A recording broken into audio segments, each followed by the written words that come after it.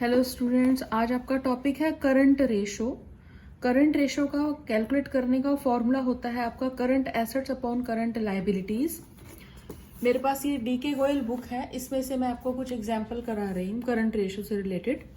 एक एग्जांपल लिखा है, calculate the current ratio from the following information. Total asset 8 lakh rupees है, fixed asset 5 lakh 40, non current investment, shareholder fund and non current liabilities.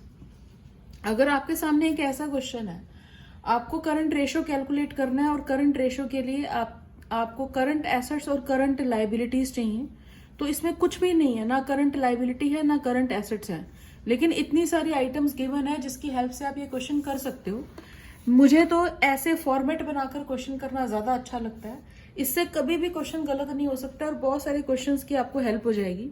Total assets given है 8 lakh rupees, यानी जो asset side है उसका total 8 lakh रुपए है।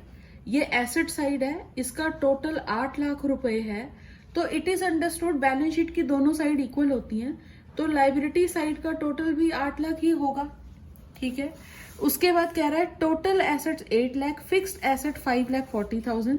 फिक्स्ड एसेट यानी कि non current asset, non current assets आपके पास 5,40,000 रुपए है। नॉन करंट इन्वेस्टमेंट 1,10,000 है। देखो, जब हम बात करते हैं नॉन करंट इन्वेस्ट एसेट्स की, इसमें फिक्स एसेट्स और आपकी नॉन करंट इन्वेस्टमेंट दोनों आ जाती हैं। ये हो गया 1,10,000। फिर आपके पास लिखा है शेयर होल्डर्स फंड।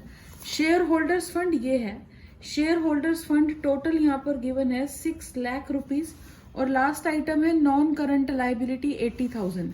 ये नॉन करंट लाइबिलिटीज है टोटल 80,000। अब हमारा फॉर्मूला क्या है, current assets upon current liabilities. आपके पास ना तो करंट एसेट्स हैं, ना ही आपके पास करंट लाइबिलिटीज हैं। आपको ये भी कैलकुलेट करना है, ये भी करना है, तो बहुत आसान है। 8 लाख रुपीज में से अगर हम ये अमाउंट माइनस कर दें, ये हो जाएगा आपके पास 6,50,000। अगर 8 लाख रुपए में से मैं 6,50,000 माइनस कर दूं, तो मेरे पास करंट लाइबिलिटीज कितने की आ जाएंगी, 1,50,000 की। उसके बाद आपने क्या कैलकुलेट करना है, करंट लाइबिलिटीज। ये तो करंट एसेट है, ठीक है, ये आपके पास क्या आ रही है, करंट एसेट्स। उसके बाद करंट लाइबिलिटीज 8 लाख में से 6 लाख प्लस 80,000 अगर मैं माइनस कर दूं तो आएगा 1,20,000।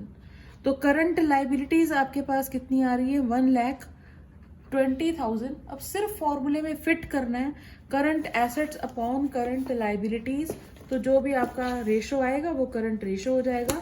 फिर भी सॉल्यूशन में दिखा देती हूँ, मुझे बताना है कि मैं क्या चाह रही थी आपको ये एक्सप्लेन करना।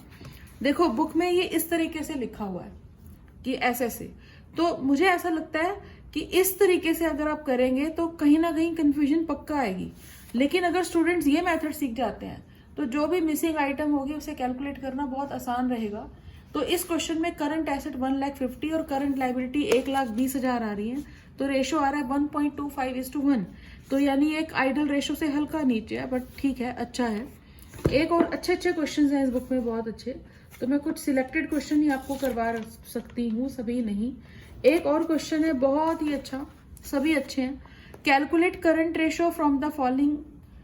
Working capital is given 45,000, total date given है 1 lakh and long term debt दिया है 70,000। अब एक और बात, हमारा सबसे पहले अगर किसी भी बच्चे को कंफ्यूजन होता है कि क्वेश्चन करें कैसे, पता नहीं चल रहा, current assets upon current liability, सबसे पहले आप फॉर्मूला लिखें।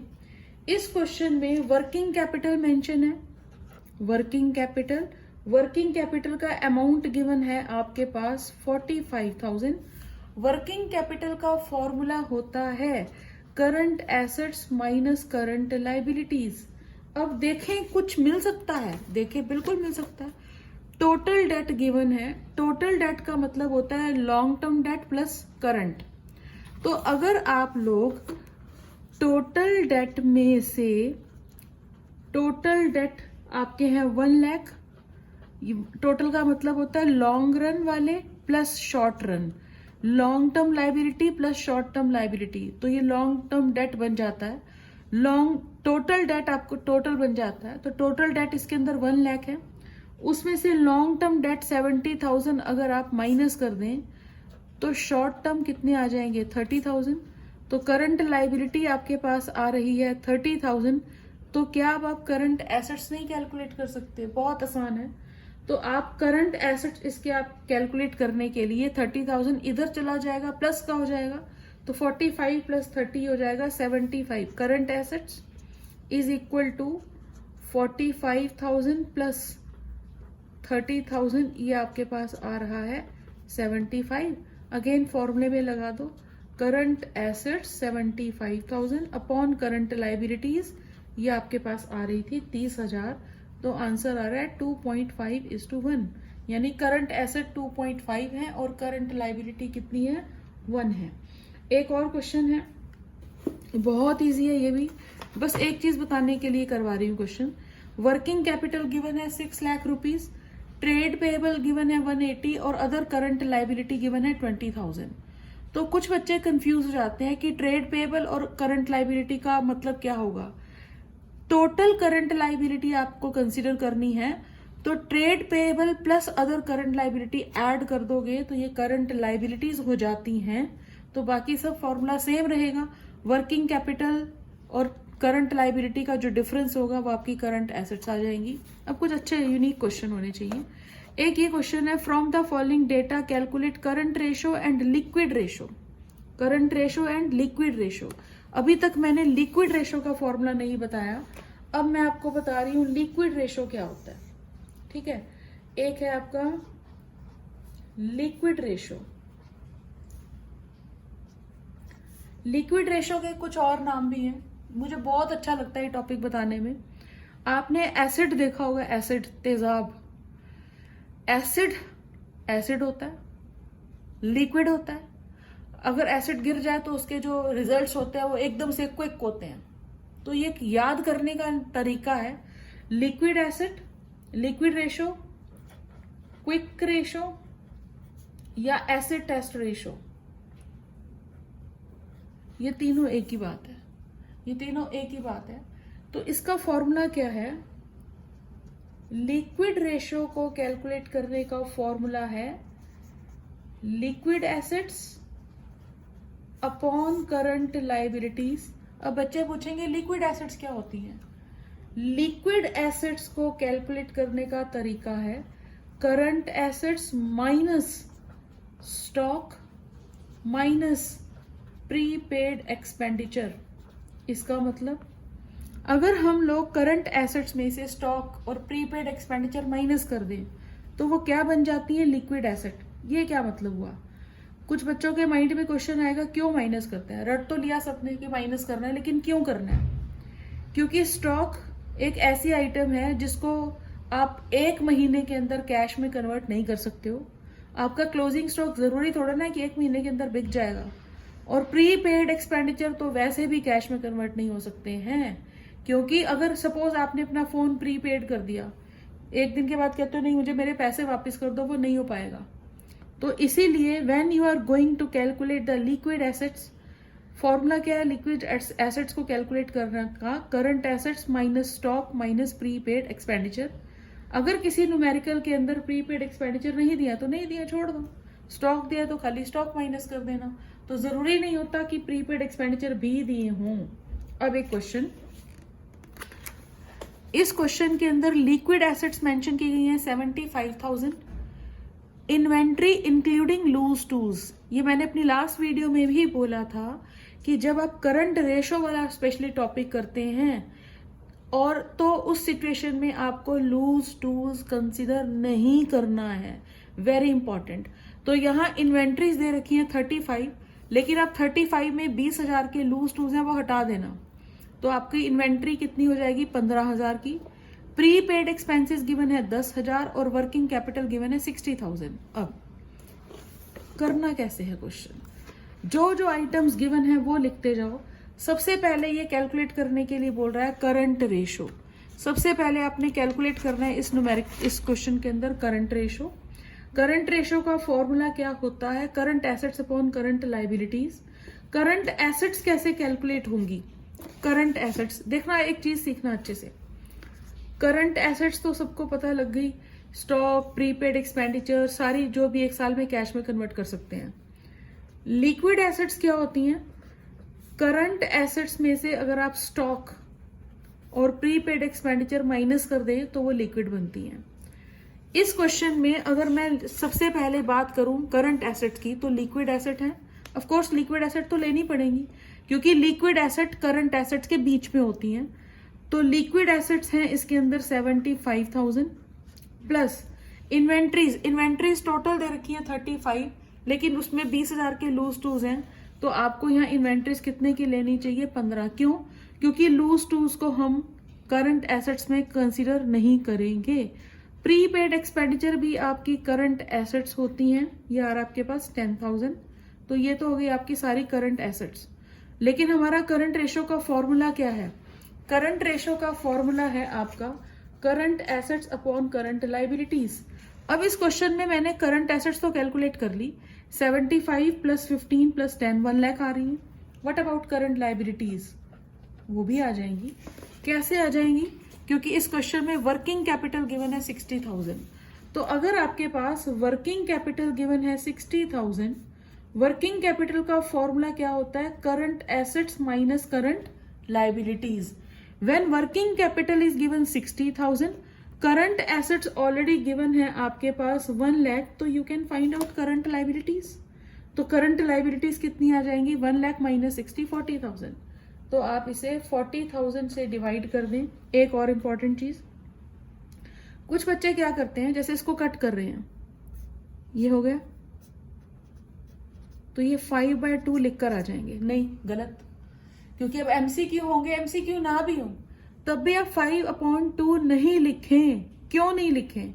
हमने बच्चों को बोला करंट रेशो का आइडियल रेशो 2:1 है। आपको 1 तक पहुंचना पड़ेगा, यानी जितना स्मॉल उसमें आप आंसर लिखें वही बेटर होगा। तो 5/2 का मतलब क्या हो गया? 2.5:1। कोई स्टूडेंट अगर ऐसे लिख देगा, पहली बात तो यहाँ आंसर जो होगा 5/2 वो ऑप्शन में नहीं होगा। एमसीक्यू अगर आ रहा है तो ऑप्शन में नहीं होगा ये। तो आप अपनी हैबिट बनाएं कि जितना स्मॉल कर सकते हो उसे स्मॉल करें। फिर इस क्वेश्चन में पूछ रहा है लिक्विड रेशो कैलकुलेट करो। लिक्विड रेशो का फॉर्मूला क्या होता है? करंट एसेट्स में से हम स्टॉक और प्रीपेड एक्सपेंडिचर माइनस कर दें। मुझे इस क्वेश्चन में एक बहुत इंपॉर्टेंट चीज बतानी है, ये सीबीएसई सैंपल पेपर का क्वेश्चन भी है। कोई भी क्वेश्चन से पंगा नहीं लेना। अगर आपके पास liquid asset already clear mention है तो आप वही वाली लिखो 75,000। कोई बच्चा ऐसा ना करे कि अब मैं स्टॉक में से ये लू माइनस कर देता हूँ, वो माइनस करता हूँ। नहीं, जब लिक्विड एसेट ऑलरेडी गिवन है तो आप वही लगाओ। तो लिक्विड एसेट्स गिवन है 75,000। लिक्विड रेशो का फॉर्मूला होता है liquid asset upon current liabilities. Current liabilities इस क्वेश्चन में हमने यहाँ फाइंड आउट की थी 40,000। तो इससे डिवाइड कर दो, ये आपका रहा 1.875:1। अब एक और बहुत ही अच्छा क्वेश्चन, बहुत ही अच्छा क्वेश्चन, ये मेरा फेवरेट क्वेश्चन है। ध्यान से देखना और कोशिश करना कि कुछ समझ में आ जाए। 1.5 लाइन का क्वेश्चन है, कुछ तो होगा इसके अंदर। Working capital 6,30,000, current asset 8,40,000, inventory 4 lakh including loose tools 1,05,000। ये क्वेश्चन समझना कैसे है? कुछ बच्चे क्या करते हैं कि 4 लाख को माइनस कर देते हैं, कुछ बच्चे 1,05,000 को माइनस करते हैं। करना क्या है पहले वो तो देखें। सबसे पहले इस क्वेश्चन में और इससे लास्ट वाले क्वेश्चन में बेसिक डिफरेंस यही था। लास्ट क्वेश्चन में current assets was not given, तो हमने करंट एसेट बनाई थी खुद से। Liquid asset plus inventory plus prepaid expenditure, inventory में लूज टूज हटाकर हमने वहां पर करंट एसेट खुद से बनाई थी। इस क्वेश्चन में करंट एसेट ऑलरेडी गिवन है 8,40,000। तो आप यहां पर एक चीज ध्यान से देखना। सपोज ये जो मैं सर्कल बना रही हूं ये करंट एसेट्स है, ठीक है। करंट एसेट का टोटल जो है वो है 8,40,000, ये है करंट एसेट्स, ठीक। करंट एसेट्स के बीच में इंक्लूडिंग दीज करंट एसेट एक आइटम है आपके पास इन्वेंट्री। सपोज ये सेकंड वाला जो सर्कल है ये आपकी है इन्वेंटरी, क्योंकि बच्चों को ये सीखना पड़ेगा ना, inventory is a part of current asset. Inventory इसके अंदर कितनी है? 4 लाख रुपीज की। ये रेड वाला सर्कल जो है ये 4 लाख रुपीज, ठीक है। फिर उसके बाद बोल रहे हैं इंक्लूडिंग लूज टूल्स 1,05,000। इन्वेंट्री के बीच में भी क्या है, लूज टूल्स, ये लूज टूल्स हैं और ये कितने के हैं, 1,05,000 के। हमने बच्चों को बता दिया कि जब भी आप करंट रेशो कैलकुलेट करते हो उसमें लूज टूल्स नहीं आने चाहिए, यानी मुझे इस बड़े से सर्कल में से सिर्फ एक ये लूज टूल्स ही तो बाहर खींचना है, तो मैं 8,40,000 में से क्या माइनस कर दूंगी, 1,05,000, तो आपके पास क्या आ जाएंगी, current assets. When you are going to calculate the current ratio, हम इन्वेंट्रीज के अंदर लूज टूल्स को कंसीडर नहीं करेंगे। इसमें टोटल करंट एसेट गिवन है, करंट एसेट गिवन है, इन्वेंट्रीज गिवन है, इन्वेंट्रीज के बीच में 1,05,000 का लूज टूल्स है। तो कुछ बच्चों को लगता है इन्वेंट्री 4 लाख की माइनस करनी है, नहीं, 4 लाख की इन्वेंट्री इस 8,40,000 के बीच में है। इस 8,40,000 में 4 लाख है, 4 लाख के बीच में क्या है, लूज टूल्स 1,05,000, तो हमें तो सिर्फ 1,05,000 को बाहर निकालना है। तो आप 8,40,000 में से 1,05,000 माइनस कर देना, तो आपके पास क्या आ जाएगा, करंट एसेट्स। तो आपके पास करंट एसेट आ जाएंगी 7,35,000। अगेन क्वेश्चन में वर्किंग कैपिटल मेंशन है, वर्किंग कैपिटल का फॉर्मूला होता है current assets minus current liabilities. Working capital given है आपके पास 6,30,000, करंट एसेट्स आपके पास आ रही हैं 7,35,000, तो आई थिंक आप करंट लायबिलिटी कैलकुलेट कर सकते हो।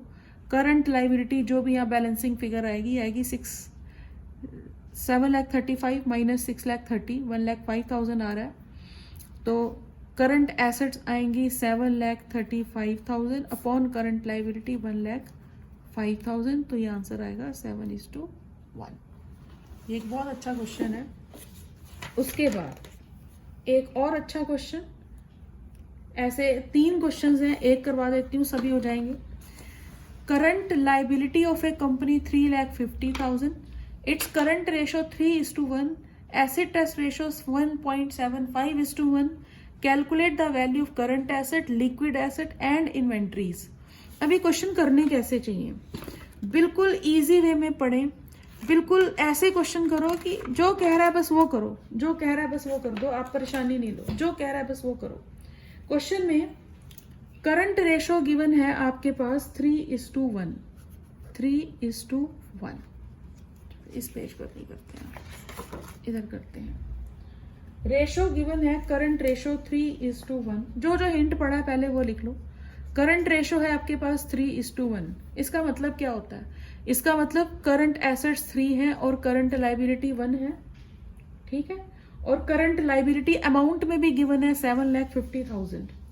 अब क्या करना चाहिए, करंट रेशो का फॉर्मूला है current assets upon current liability, यानी current assets upon current liability, यानी करंट एसेट 3 है और करंट लायबिलिटी कितनी है, 1 है।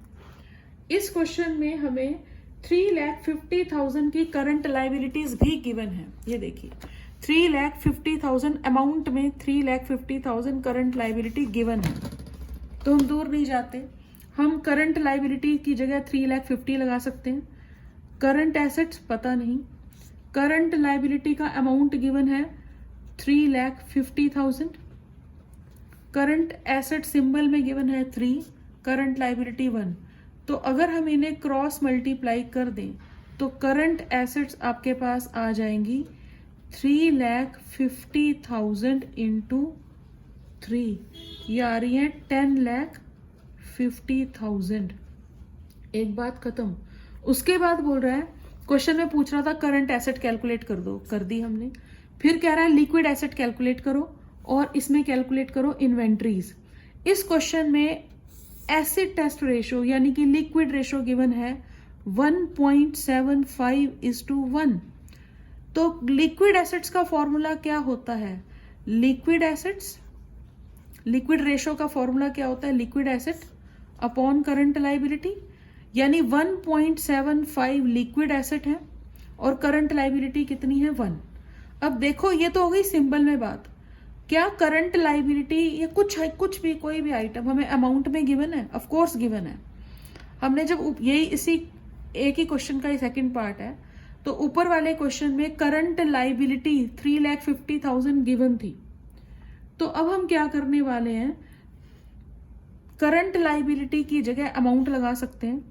लिक्विड एसेट्स पता नहीं है हमें, करंट लाइबिलिटी पता है 3,50,000, 1.75 upon 1।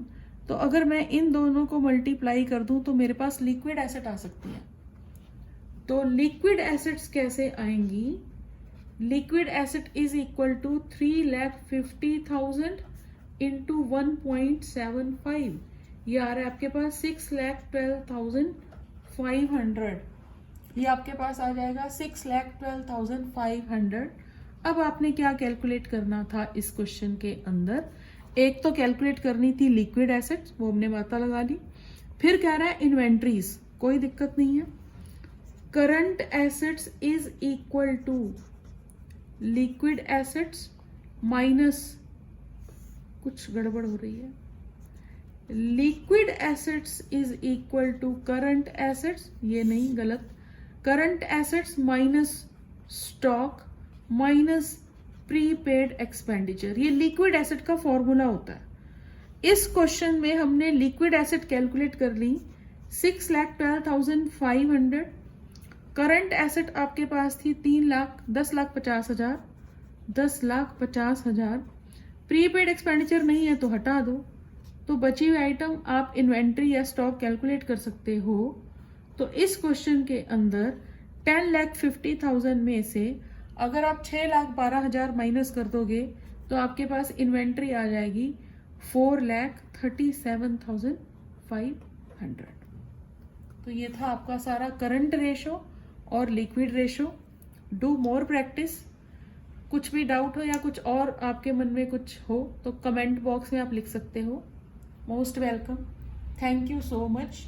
Do more practice and motivate yourself.